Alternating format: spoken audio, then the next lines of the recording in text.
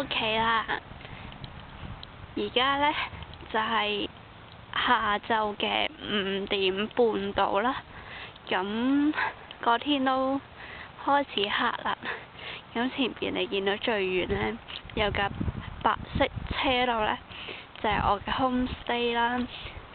其實呢，星期一至星期四呢，我哋係可以6點半之前先返到去嘅，但係呢度呢，6點鐘呢個天已經黑晒㗎啦。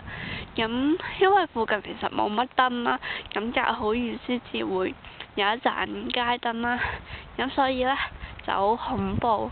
咁試過有一晚呢，我掛住行街啦，跟住行到好夜喎，跟住呢，落咗車之後呢，先至發現死啦，因為周圍都黑晒，係勁恐怖咯。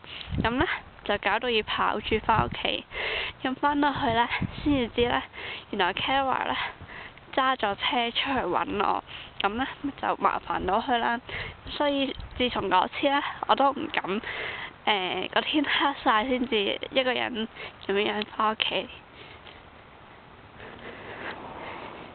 咦？呢架車唔係我哋嘅，裏邊有一架先係。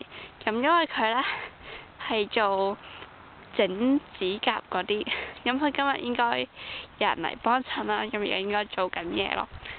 我哋係93號啊。